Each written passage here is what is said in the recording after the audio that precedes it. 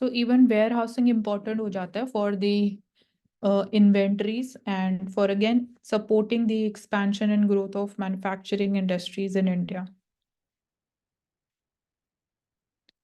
And warehousing के regulation के लिए कोई कौन कौन सी अथॉरिटीज या मिनिस्ट्री के अंडर आते हैं? वेयर हाउसिंग का रेगुलेशन के लिए ऐसा कोई डेडिकेटेड इंस्टीट्यूशन नहीं है। उनके रेगुलेशन के लिए आपको क्यों चाहिए? क्योंकि प्राइवेट सेक्टर अगर अपना वेयर हाउसिंग बना रहा है तो उनको आपको रेगुलेट करने की क्या जरूरत है? मेरे को एक यहाँ है पे आई आपका W main objective. I W A R I है, fair housing development and regulation act 2007 के अंदर बना हुआ। हाँ, यस ठीक है। इसका अथॉरिटी आई डब्ल्यू, हाँ वही है, W D R, warehousing regulatory authority. Warehousing receipt system करता है, एक सेकंड पढ़ लेता हूँ एक बार। हाँ, it is set up by the government of India 2010 के अंदर में to implement negotiable warehousing receipt. जब ई नैम का पांच कॉन्सेप्ट होता है ना कि ट्रांसपेरेंसी रहना चाहिए। ऐसा तो नहीं कि आप बेच रहे हो जो रिसीट और उसमें कोई झूठ निकले। इसलिए to help the farmer to store their produce and scientific method in the storage godown and seek loan from the bank against the NWR, तभी लोन मिलेगा उन्हें। तो एक ट्रांसपेरेंसी करने के लिए registration of warehousing, promotion of scientific warehousing of good promote किया जाता है। तो ये इसकी अथॉरिटी है, स्टैट्यूटरी बॉडी है, warehousing development regulatory authority under warehousing development regulation act 2007। ठीक है। उसी के जैसे भी हमने मैन्युफैक्चरिंग सेक्टर की बात की थी कि वहाँ पे भी पोटेंशियल है, कर सकते हैं। तो उसके लिए भी अलग अलग यूनिट्स के लिए अलग अलग अथॉरिटी है, फिर एक ही अथॉरिटी जो सबको रेगुलेट कर लेती है मैन्युफैक्चरिंग सेक्टर? मैन्युफैक्चरिंग सेक्टर को रेगुलेट क्यों करना है? मैं मतलब वो तो पूछ रहा हूँ, सेक्टर मैं हो तो गया ना, वो पता। तो सेक्टर हो गया। वो तो एग्रीकल्चर सेक्टर को कोई रेगुलेट नहीं कर सकता। उसके अंदर में कुछ कुछ चीज को रेगुलेट किया जाता है अगर जरूरत पड़े तो। वेयर हाउसिंग हो गया, उसके हिसाब से हो गया। कम्युनिटी का प्राइसेस को रेगुलेट करना तो ईसी आ गया। तो कुछ कुछ चीज होता है, सेक्टर कैसे रेगुलेट हो सकता है? सर्विस ठीक सेक्टर है। के अंदर में अब ऐसे इसमें फॉर एग्जांपल मोबाइल है, तो मोबाइल और टेलीकॉम है, टेलीकॉम्युनिकेशन सेक्टर को रेगुलेट करेंगे। ऐसे ओटीटी को रेगुलेट करेंगे। उसके अंदर फिर और आता है, फिर सैटेलाइट को रेगुलेट करेंगे। तो लेकिन ओवरऑल सेक्टर सर्विस सेक्टर है।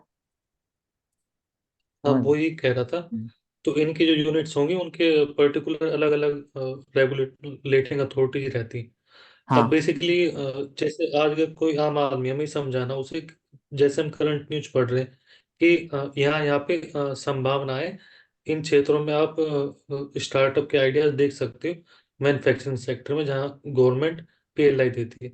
तो वो सेक्टर्स कौन कौन से हो सकते हैं?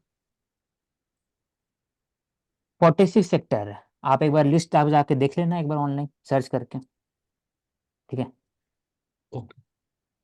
Continue Mansi. Okay, so first data centre in Chennai, Brookfield and Reliance का जॉइंट वेंचर है। सो जॉइंट वेंचर का एग्जांपल है। एंड जॉइंट वेंचर हम बात करते हैं कि एक existing we can say startup है या फिर कोई इन्फेंसी में, it is not that established, तो वहाँ पे we get the funding from an established business और अ कैपिटलिस्ट और अ कॉर्पोरेट। तो जॉइंट वेंचर में वीसी की दोनों की एक तरीके से पार्टनरशिप है। सो पहला first data centre has been established in Chennai. So digital Connexion, it is a three-way joint venture. So तीन parties हैं इसमें। Digital Realty is also there, launches for data center Chennai to cater up to 100 megawatt critical IT load capacity. So we talk about कि again data centers भी India में एक newly emerging या sunrise sector जो हम बात करते हैं।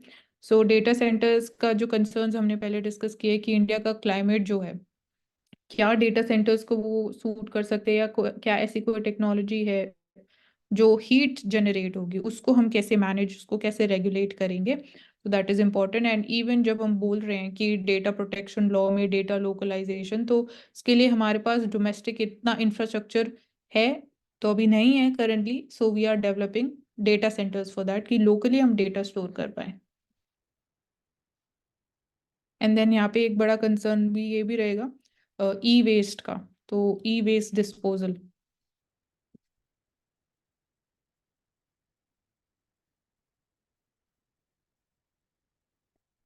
So investor summit signify competitive federalism. So this is an example of that, but the center must ensure no state loses out. So at the same time, it is also important to ensure कि regional growth जो है हर state में हर reason की equitable होनी चाहिए growth. It is not कि एक ही state में बहुत ज्यादा इन्वेस्टमेंट आ रही है तो वहां पे जॉब अपॉर्चुनिटी ज्यादा होगी, वहां पे स्टैंडर्ड ऑफ लिविंग ज्यादा इंप्रूव होगा. तो दोनों यहाँ पे यू कैन से पॉजिटिव और नेगेटिव एग्जिस्ट करता है.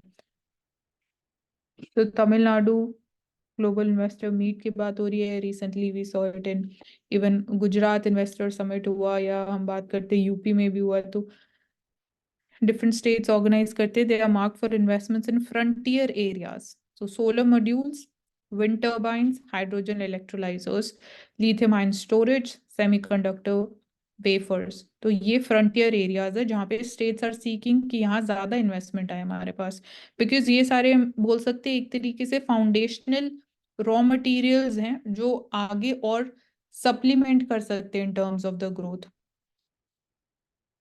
लाइक लिथियम आयन स्टोरेज हो गया, लिथियम और या हम सेमीकंडक्टर वेफर्स की बात करते हैं. तो दीज एक्ट जो चिप्स हैं ये एक्ट करती है. हम बात करेंगे in terms of manufacturing of the mobile phones also. Automobiles में एक इम्पॉर्टेंट रॉ मटेरियल है सेमीकंडक्टर चिप्स. तो हर टेक्नोलॉजिकल इक्विपमेंट में semiconductor chips and wafers important है. Market driven development model for the economic growth development, spirit of competitive federalism. So we've seen national infrastructure pipeline. So rupees 111 trillion is the budget and was envisaged with 6:4 investment ratio between government and private sector. तो national infrastructure pipeline में भी दोनों public and private sector का important role है. Infrastructure pipeline है, this is again important जब हम बात करते हैं इंडस्ट्रियल डेवलपमेंट की भी, या ease of transportation and commutation and communication, also reducing the logistics cost. So in terms of skills enhancement for the, you can say, migration of the migrants population, it is very important. Ports की development बात करते हैं, port led development. So this is all related to the national infrastructure pipeline. And so physical infrastructure में we are seeing कि India में सबसे ज़्यादा हम एम्फसाइज इसी चीज़ पे कर रहे हैं. And ensure harmonious social development. So these are interrelated. And यहाँ पे वी आर ऑल्सो सीइंग कि जो वी आर सीइंग कि मेजर जो प्रोजेक्ट्स हैं they are being completed on the deadline, on the target dates. So this is also preventing the problem or the issue of cost overruns.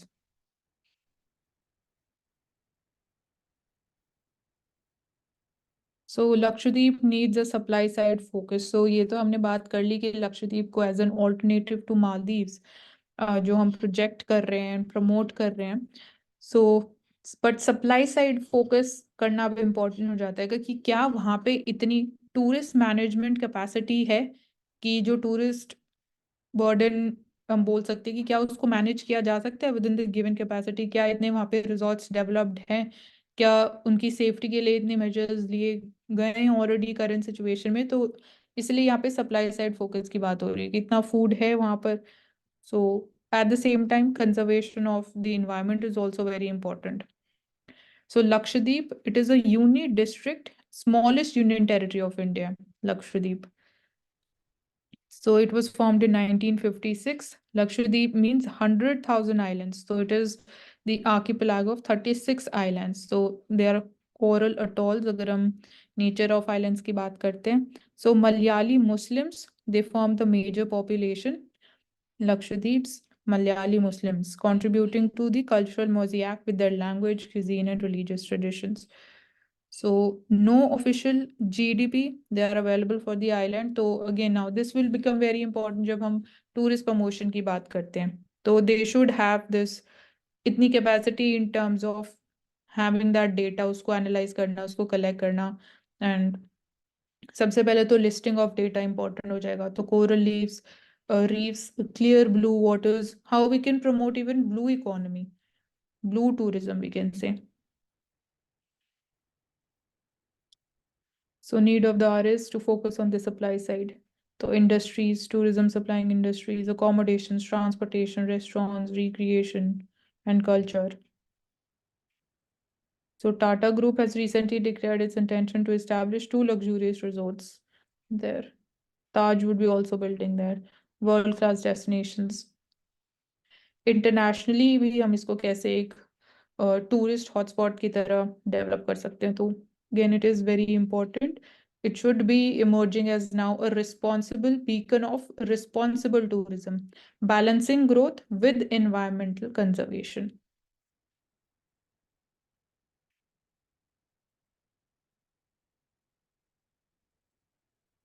So location technology जो हम GPS की बात करते हैं या इंडिया में Indian regional navigation satellite system की बात करते हैं, तो लोकेशन टेक्नोलॉजी कैसे इंपॉर्टेंट है? एफिशिएंट मूवमेंट हम ट्रैक कर सकते हो the people and the goods, fundamental to innovation as electric और ऑटोमेटेड व्हीकल डेवलपमेंट की बात करते हैं। स्मार्ट सिटीज की supply chain visibility, supply chain visibility is the word, तो उसको इजीली ट्रांसपेरेंटली ट्रैक कर सकते हैं कहीं से भी किसी भी लोकेशन से, बस आपके पास फोन और डेटा होना चाहिए।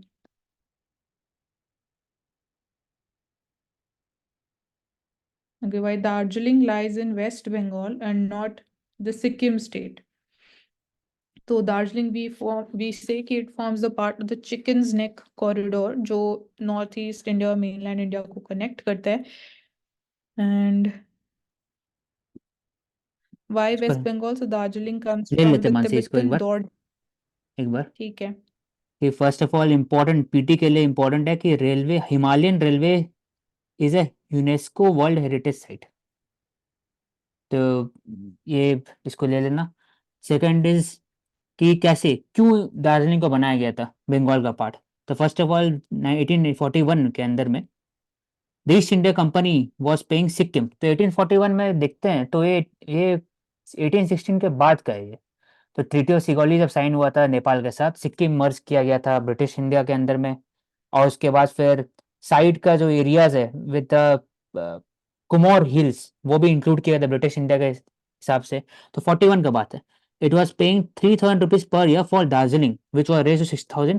क्यों? क्योंकि ईस्टर्न हिमालयस के लिए एक रूट जाता है टुवर्ड्स द तिब्बत, इसके लिए summer resort for the British, जैसे मनाली और शिमला रिसोर्ट बनाया गया था बाय द ब्रिटिश, वैसे ही वहां पर भी अब abundant supply of initially timber and then of tea plantation, tea trade जो बात करते हैं 1833 के समय में चाइना के साथ था, उस समय चार्टर ऑफ 1833 से वहां से टी ट्रेड हो गया, फिर नॉर्थ ईस्ट का टी ट्रेड और फिर टिम्बर्स, इसके लिए इंपॉर्टेंट था और इसको इंटीग्रेट किया गया ब्रिटिश इंडिया से। और 47 के बाद में भी वो एक तरह से Darjeeling become part of the India, और सिक्किम को जब इंक्लूड किया गया 1971 में 75 में, तब उसको अलग स्टेट ट्रीट किया, इसलिए दार्जिलिंग इंडिया का पार्ट है, सिक्किम का पार्ट नहीं है। अच्छा स्टोरीज है ओवरऑल। तो दार्जिलिंग एक one of the oldest railway station है इंडिया में, टी गार्डन्स के through it passes, UNESCO heritage site भी है। So railway line runs parallel to the road. कितना अच्छा It is लिखा हुआ है called यहाँ the पर, Champagne of opened in 1881, it is a precursor to the Nilgiri Kalka Shimla railway, all 3 lines are UNESCO World Heritage Site। Darjeeling and Himalaya railway powered by steam engine, तो नीलगिरी कालका Shimla railway line है, छोटा सा railway line है कालका शिमला का जो होगा, तो वहां पर देख सकते हो टॉय ट्रेन से थोड़ा बड़ा है। तो नीलगिरी हो गया, कालका और एक और Darjeeling, they are part of the UNESCO world heritage site. Continue Mansi. important information. तो हम बात कर रहे थे IMF ट्रैंक के जो part of forex reserves.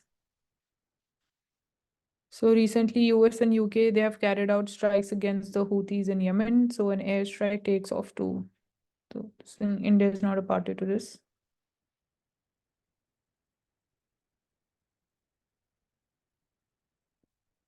So Bitcoin ETFs हमने देखा यूएसए ने लॉन्च किए हैं एंड इट में bring in $80 billion of inflows. So यहाँ पे हमने बात करी थी कि इंडिया में आरबीआई का क्या स्टैंड है ऑन दिस, तो आरबीआई ने बोला कि it is not important if one country is launch, तो India would also follow on this, क्योंकि हमारे कंसर्न्स वही एग्जिस्ट करते हैं जो वॉलेटिलिटी बिटकॉइंस के साथ एसोसिएटेड है। So even the stands remains unchanged कि RBI still it does not favours the cryptocurrency, and we talked about कि और क्या regulatory measures जो India ने introduce किए. 1% TDS है and 30% tax, clear tax on whatever we can say the profits or returns you have generated out of the investments in cryptos.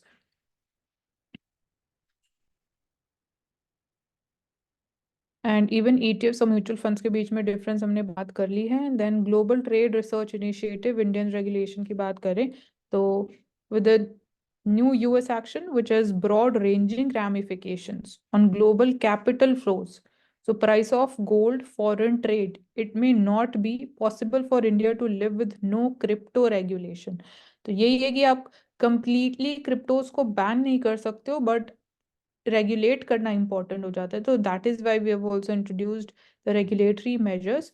और ये बहुत इंपॉर्टेंटली यहाँ लिखा हुआ जो वर्ड जो लैंग्वेज यूज की है, broad ranging ramifications global capital flows के लिए हो सकती है. उसका impact Indian capital market, Indian economy के ऊपर, स्टेबिलिटी ऑफ इंडियन रुपी के ऊपर भी डेफिनेटली होगा. तो prices of gold, foreign trade, ये भी इसके ऊपर भी इम्पैक्ट हो सकता है. तो कल हमने ये टर्म भी देखी थी क्रिप्टोमेनिया.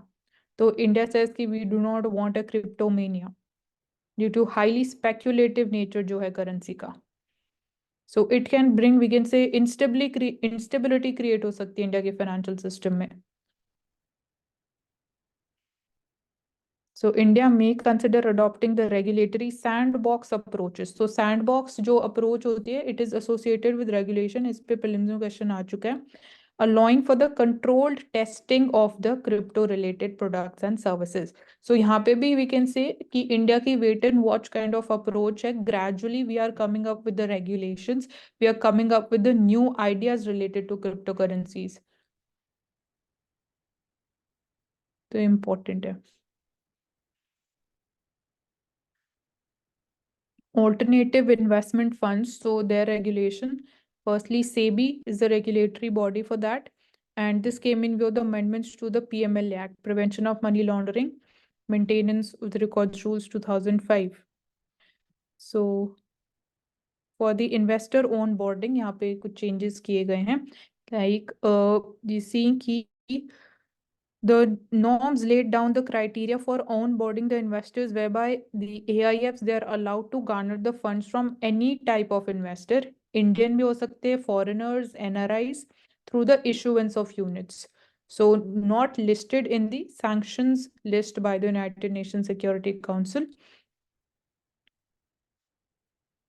कि जो investors invest कर रहे हैं, foreign investors अगर alternative investment fund of India में इन्वेस्ट कर रहे हैं तो इट इज इम्पोर्टेंट कि वो यूएनएससी काउंसिल की जो लिस्ट, सैंक्शंस लिस्ट है, उनमें उनका नेम मेंशन्ड नहीं होना चाहिए.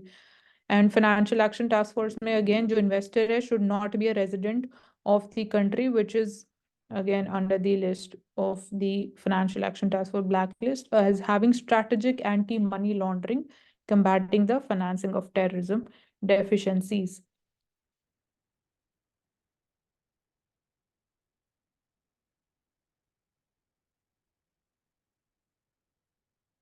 Talked about retail inflation. Banks place aggressive bids on VRR auction. So variable rate repo auctions. So central bank has extended the tenure of these VRR auctions to 13 days from 7 days because of the liquidity conditions were expected to improve significantly in January, but it has not happened. तो इसीलिए इसको extended time period दिया गया है. And यहाँ पे हमने एक और चीज देखी थी कि बैंक्स जो scheduled commercial banks हैं, they have also started to increase the deposit rates, interest rate जो है for the even for the time deposits also, so that banks में जो deposits, demand deposits है specifically, वो और ज़्यादा increase हो. क्योंकि at the same time credit demand increase हो रही है, तो it is becoming challenging for the banks to meet that credit demand. And secondly we are also seeing one of the structural shift towards investments in the capital market. तो इसीलिए demand deposits कम हो रहे हैं banks में.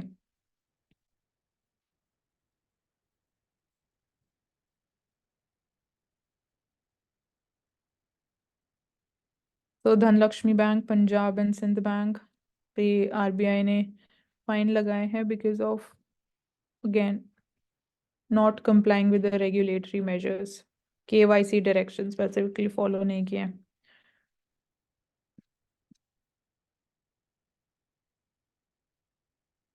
And इसमें एक और जो RBI प्रॉम्प्ट करेक्टिव एक्शन भी एक रेगुलेटरी मेजर है, जिसमें बैंक कितना क्रेडिट लेंड कर सकता है उसके ऊपर लिमिटेशंस लगा दी जाती है जब तक कि again situation comes back to normal according to RBI।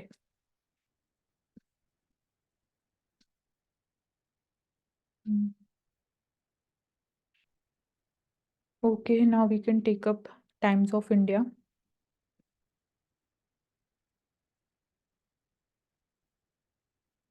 So यहाँ पे बात हो रही है स्ट्रीट स्मार्ट की, तो दिल्ली के कॉन्टेक्स्ट में है। यहाँ पे ये है कि स्ट्रीट स्मार्ट की बात में कि identifying different problems on road क्या प्रॉब्लम्स हैं, तो जो भी प्रॉब्लम है हर एक प्रॉब्लम के लिए एक proper standard operating procedure in place होना चाहिए, सो दैट अगर suppose there is a breakdown of the vehicle तो it leads to traffic jam, तो वो उस चीज को प्रिवेंट करने के लिए यहाँ पे वी आर सीइंग कि the initiative is being taken. Like suppose कोई नेचुरल कैलामिटी हो जाती है तो dispatching of the disaster management plans quickly होना चाहिए, एडवाइजरीज इशू क्विकली होनी चाहिए, सिविक एजेंसी वर्क के कॉन्टेक्स्ट में coordinating with the civic agencies coordination और ज्यादा स्ट्रेंथन और ज्यादा स्मूथ होना चाहिए। तो यहाँ जैसे सपोज सडन ब्रेकडाउन व्हीकल्स लिखा है तो utilise the cranes for the towing operations so that cranes जल्दी पहुंच सके। मास गैदरिंग्स हैं तो you need to implement temporary traffic control measures, planning alternative routes क्या हो सकते हैं so that again to manage the traffic। peak hours में direct traffic staff for the visible presence during the peak hours होना चाहिए। running educational campaigns to promote the public transportation and carpooling। So non functional अगर traffic lights है तो कैसे traffic manage किया जाएगा। सो ये सब वही है कि अगेन स्पेसिफिकली स्मार्ट सिटीज का एक एलिमेंट हम इसको बोल सकते हैं। So protectors of the nation Indian armed forces, join the Indian forces की बात हो रही है। एयरफोर्स में Oshik, if you can just mention key, which is the fighter plane. In this picture, if we can identify, then Indian Army, nation first, Indian Air Force, mission, integrity and excellence, Indian Navy, combat ready, credible, cohesive and future proof. So here we have the different insignias also. It's for Indian Navy, this is for Indian Army, this is for Indian Air Force. So Indian Navy ka recently abhi jo we saw the reforms in the insignia, that is now say it gets inspiration and encouragement from Chhatrapati Shivaji Maharaj. So Marathas jo navy thi, it is related to that. They maintained a very strong navy. So amid fears of escalation in the crisis, यहाँ पे Houthi rebels attack और जो भी US और UK ने attack किया है in Yemen on the Houthi rebels, so our external affairs ministers to leave for Iran on Monday। तो Houthi rebels they are backed by Iran, तो ईरान उनको सपोर्ट करता है। तो इंडिया का यहाँ पे we can look for कि क्या लैंग्वेज यूज की गई है, तो India's diplomatic balancing in the aftermath of the eruption of this Israel-Hamas war के बाद it has seen government maintain regular contacts with Tehran, that is capital of Iran, over the conflict and जो बाकी bilateral issues है हमारे। तो ये India का diplomatic balancing दिखाता है, हमारा फॉरेन पॉलिसी का एक की पार्ट है। एंड ईरान का भी जो स्टैंड है ओवर दिस अटैक और इंडिया के ऊपर ईरान का क्या स्टैंड है, तो उन्होंने ये बोला है कि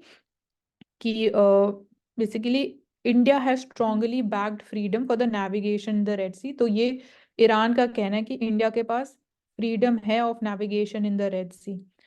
सो this is also we can say one of it shows how India's policy, the balancing of the foreign policy and the interest between different countries, how it is bearing us results, but still कुछ security concerns भी exist करते हैं। अभी recently हमने देखा था कि drone attacks हुए थे जेम प्लूटो ships के ऊपर, तो the concerns still exist.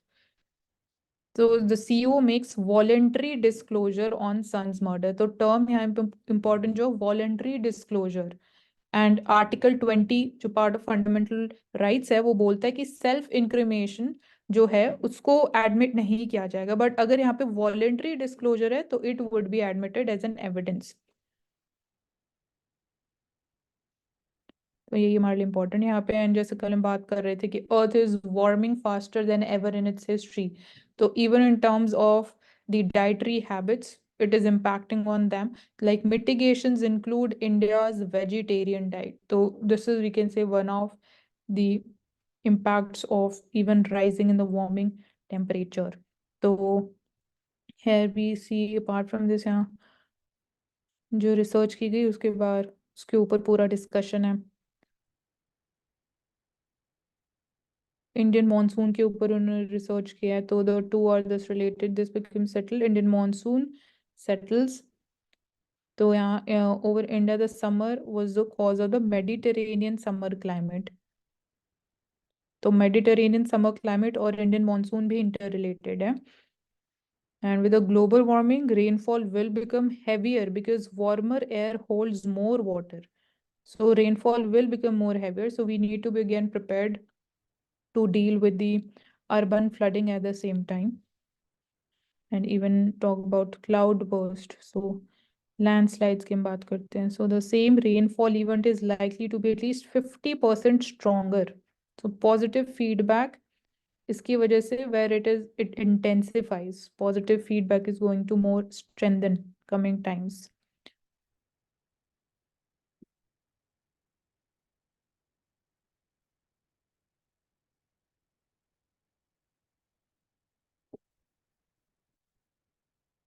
So Earth का entire hydrological system has grown more intense. ये कुछ planetary indicators जो indicate कर रहे हैं towards warming temperature. Extreme heat waves worldwide. So this is impacting the crops also, which would be again a concern from the perspective of food security.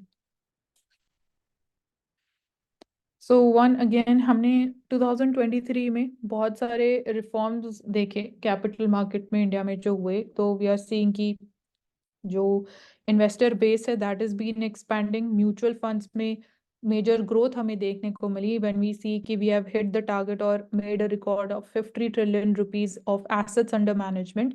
उसमें भी हमने structurally बात करी कि पहले डेट फंड में अराउंड 70% ऑफ द पैसा invest किया जाता था, बट नाउ अराउंड 40% जो शेयर है, ओवरऑल शेयर है, इक्विटी फंड्स में ज्यादा है compare to the debt fund. तो डेट फंड में share is come down to 20%। So this was important. और पहले T+2 ट्रेडिंग सेटलमेंट जो होता था मैकेनिज्म, अब now it is a T+1 and soon we are expecting कि T+0 सेटलमेंट हो जाएगा। तो ट्रेडिंग डे पे आपका ट्रेड और जो अगर आप एग्जिट और एंट्री करो सेटल हो जाएगा। थर्ड, अब हम यहाँ देख रहे हैं कि this July you can freeze your trading account on your own. तो जैसे कि अगर आपने ऑनलाइन बैंकिंग यूज की है तो आप अपना डेबिट कार्ड फ्रीज कर सकते हो अपने ऑनलाइन बैंकिंग अकाउंट से। तो सिमिलरली आप अपना डीमैट अकाउंट भी फ्रीज कर पाओगे ऑन योर ओन। तो आप उसको फ्रीज भी कर सकते हो और आप उसको डी फ्रीज भी कर सकते हो। So SEBI, it asks the brokerages to set up the blocking mechanism to reduce investor risk. So this is an important part. ये important article है, 100 million Indians will be affluent by 2027. So affluence, it means कि from the perspective of wealth हम बात कर रहे हैं। wealth जो है Indians की increase होने वाली है। यहाँ हम बोले the more number of Indians would be entering the category of high net worth individuals. Top end consumption boom, heads it is to stay. And this is again very important because India is a consumption based economy. So top end consumption boom is also happening, and this is a report of the Goldman Sachs. So ये पूरा article जो है data, it is from their report. So affluent society Indian chapter, if we try to decipher this pyramid, तो यहाँ पे ये जो हमें डेटा प्रेजेंट कर रहा है ये भी बोल रहा है कि इंडिया में 4% जो पॉपुलेशन है या 60 मिलियन जो पॉपुलेशन की इनकम, जो एनुअल इनकम है, they are earning more than $10,000। It means somewhere it is around 8,30,000 हम बोल सकते हैं। It is more than that. 7.8% population 5,000 से $10,000 के बीच में, और मैक्सिमम पॉपुलेशन जो है 49.7%, they are less than $1,500 per annum की बात हो रही है। तो ये कहीं ना कहीं ये भी रिफ्लेक्ट कर रहे हैं, एक तो एफ्लुएंसी वाली चीज रिफ्लेक्ट हो रही है और एक income inequality eight the same time. तो लोअर मिडिल क्लास और जो पुअर सेक्शन है बोल सकते हो वो ज्यादा डोमिनेट करते हैं। 49%, 20% is between $1,500 to $2,500 per annum. So top 4% of the working age population in India has this per capita income of $10,000 per annum. Or equities or gold, they have driven a strong increase in the wealth in India over the past 4 years. तो जो wealth increase हुई है, it is because ज़्यादा पैसा capital market में invest हुआ है and investor base भी बहुत ज़्यादा expand हुआ है. तो इसमें भी we are seeing कि although gold में investment ज़्यादा रहती है इंडिया में in terms of the physical gold, but even gold ETFs, sovereign gold bonds जो इशू की गई एंड गोल्ड प्राइसेस जो इंक्रीज हुए, तो इस चीज ने सपोर्ट किया है वेल्थ को इंक्रीज करने में. एंड सेकेंडली इक्विटीज में भी हमें एक्सपेंशन देखने को मिला है. तो you can see December 2019 and September 2023 में ज्यादा एक्सपेंशन हमें देखने को मिला इन इक्विटी. तो वेल्थ इन दो एस्पेक्ट की वजह से, इनमें जो बूम आया है उसकी वजह से हुई है. SUV volumes growth, it has outpaced overall car sales substantially. तो ये भी एक important factors है. Passenger vehicles में जो SUVs, स्पोर्ट्स यूटिलिटी व्हीकल्स में ज़्यादा ग्रोथ हुई है, तो ये भी ये रिफ्लेक्ट कर रहा है कि वेल्थ इंक्रीज हुई है. तो that is why more people have been able to buy the SUVs. उनकी परचेजिंग पावर इंक्रीज हुई है given inflation is also increasing. So spending on credit cards in the last 12 months is 2.5 times higher. So this we have seen. Personal loans increase हुए हैं, loan intake increase हुआ है. Largest increase in consumption for the top 10% of urban India versus the average consumption India is in the durable goods, medical services, out of home food and jewelry. So यहाँ पे अगर आप देखो कितने times से increase हुआ है, तो close to 12 times durable goods में कंजम्पशन इंक्रीज हुई है. Medical institutional out of home food में कितनी 10 टाइम्स ग्रोथ हुआ है. And which is again reflecting the performance of Zomato also. In stock market jewellery में एक्सपेंशन बहुत ज़्यादा है, एजुकेशन में इन 8 टाइम्स. तो you can see the sectors. So ये चीज रिफ्लेक्ट कर रहा है कि इंडिया में जो अफ्लुएंट पॉपुलेशन है it is also expanding. And few keywords, PCBs, printed circuit boards, integral component है इलेक्ट्रॉनिक डिवाइसेस के. सर्किट बोर्ड्स जो होते हैं, प्रिंटेड सर्किट बोर्ड्स की बात हो रही है. एंड जियोस्पेशियल डेटा जो है, it refers to the information that is geographical और जो स्पेशल कंपोनेंट और कैरेक्टरिस्टिक्स होती है, जो किसी जोग्राफी के बारे में कोई डेटा है या लोकेशन के बारे में डेटा है, किसी लैंड के बारे में कोई डेटा है, तो that is called the geospatial data. So it is important for earth surface management, resource management के लिए इम्पोर्टेंट है, प्लानिंग के लिए इम्पोर्टेंट है, and overall understanding of the earth surface. के Divya can start with Jansatta.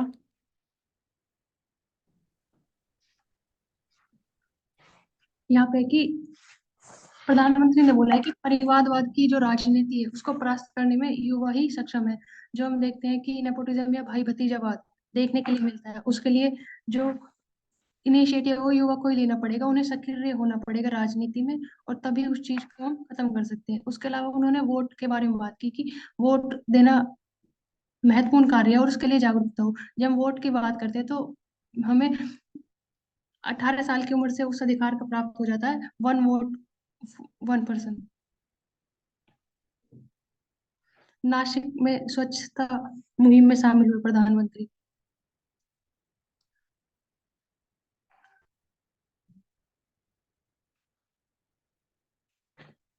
यह है कि जो जेवर हवाई अड्डे के पास की जमीन थी उसे धोखे से जो आसपास के लोग थे या फिर जो और लोग थे उनको बेचा गया है. तो इस जमीन में नकली दस्तावेजों को तैयार किया गया और 24 करोड़ रुपए का घोटाला किया गया. इसमें यह किया गया है कि जो वहाँ के अधिवक्ता है, पटवारी है और जो तहसीलदार है, वो उन सभी से जुड़े हुए हैं. जब करप्शन की बात करते हैं तो देखते हैं कि विजिलेंस ब्यूरो का रोल आ जाता है, जो कि CVC 1964 एक्ट के तहत काम करता है. इसके अलावा जो अदर एक्ट्स की बात करते हैं तो प्रिवेंशन ऑफ करप्शन एक्ट 1984 आता है, जो गवर्नमेंट द्वारा स्कीम या फिर जो नियम उठाए गए हैं ताकि करप्शन को कम किया जा सके. उसके लिए कि कैमरे लगवाए गए हैं, जो डिजिटलीकरण है उसको किया गया है, या फिर किस तरह से जो भारत की न्याय दंड संहिता में जो लागू किए जाने चाहिए जो दंड के प्रावधान है उनको बढ़ाया गया ताकि करप्शन को कम किया जा सके. इसके अलावा G20 समिट में भी करप्शन के मुद्दे को उठाया गया था. RTI लागू की गई है ताकि जो भी पोर्टल है, डिपार्टमेंट है, उसके तहत जितने भी जो भी आते हैं उन सभी को आरटीआई के थ्रू वो प्रेजेंट कर सके।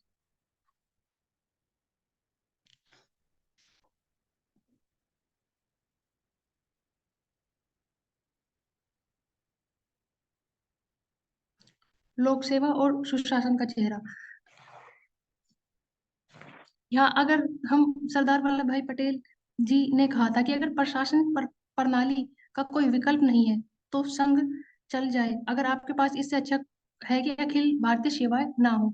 इसलिए सबसे ज्यादा जरूरी है कि उन पर विश्वास किया जाए, उनकी बातों को सुना जाए और उनको इतनी शक्ति प्रदान की जाए कि वह अपने कार्य को पूर्ण रूप से सही करने के लिए अपने विकल्पों का चुनाव कर सके और उन्हें हमारे समक्ष प्रस्तुत कर सके, तभी हम अखंड भारत का निर्माण कर सकते हैं।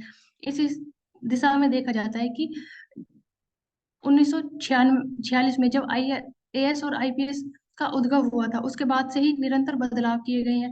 जब हम अभी प्रेजेंट में देखते हैं तो आईएएस में यूपीएससी द्वारा जो पेपर करवाए जाते हैं उनमें 4 पेपर होते हैं, जिसमें जीएस 1 जो कि समाज और इतिहास को समझने के लिए महत्वपूर्ण भूमिका प्रदान करता है। उसके बाद जीएस पेपर 2 जिसमें यह बताया जाता है कि किस तरह से जो समाज है उसमें जो नियम होने चाहिए जिसके अंदर सभी को बांध के रखा जाए और सभी के लिए हित का कार्य जो होने चाहिए उनको किस तरह से उपयोग किया जाए। जब हम पेपर 3 की बात करते हैं वो हमें बताता है कि किस तरह की असमानताएं हमें देखने के लिए मिलती है, उनको किस तरह से हटाया जाए और किस तरह से उनके ऊपर कार्य किया जाए, तथा इकोनॉमी के संदर्भ में क्या क्या चीजें होनी चाहिए जिससे एक देश सुशासन और इकोनॉमी आर्थिक व्यवस्था में दृढ़ बने। जब हम पेपर 4 की बात करते हैं तो वो हमें बताता है कि किस तरह से एक सिविल सेवक का जो चरित्र है वो महत्वपूर्ण है, जैसे सील परम भूषणम, की चरित्र से अधिक बड़ा कोई और आभूषण नहीं है, उसकी बात की गई है। जब हम देखते हैं कि किस तरह से कि जो निस्वार्थता की भाव है, सत्यनिष्ठता है, निष्पक्षता है, जवाबदेही है, खुलापन है, ईमानदारी है या दया की भावना है, जो ये सारी चीजें एक सिविल सेवक के अंदर होनी जरूरी है। इन अलग अलग पेपर के माध्यम से इस तरह का बुनियादी ढांचा प्रदान किया जाता है एक युवा को, ताकि वो अपने आप में इतने सुधार और बदलाव कर सके कि वो उस समय की परिस्थितियों को समझे और जो उचित कार्य उनके द्वारा किए जाने चाहिए उनको कर सके। इसलिए मिशन कर्मयोगी चलाया गया, अलग अलग प्रकार के चेंजेस किए जाते हैं जिसमें अधिनियम 1954 के अंदर, ताकि उनमें लचीलापन बना रहे और उनकी जो कार्य क्षमता प्रणाली है उनको निरंतर सुशासन के तहत वो चलती रहे।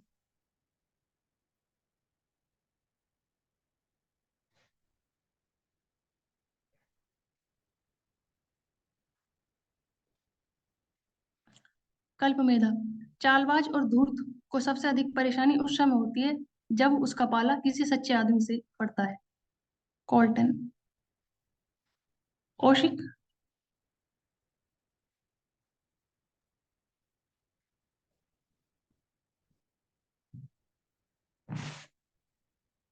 मानसी, आपको बोलना है कुछ कल्पमेधा पे?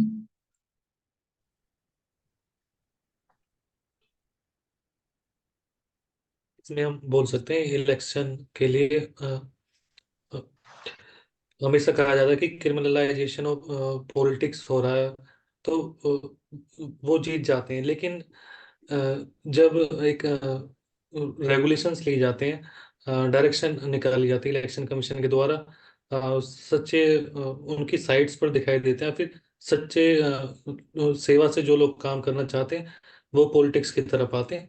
तो जिनकी जमी जमाई बिसात है वो बिगड़ती है, तब उनको परेशानी होती है। तो ऐसा समझा जा सकता है, तभी उन्हें सबसे ज्यादा समस्या आएगी जब एक सच्चा आदमी भी इस तरह से आ गया था। जी यहाँ पे हम एक एग्जांपल विसल ब्लोअर्स का भी ले सकते हैं। हाँ, थैंक यू। आगे चलिए।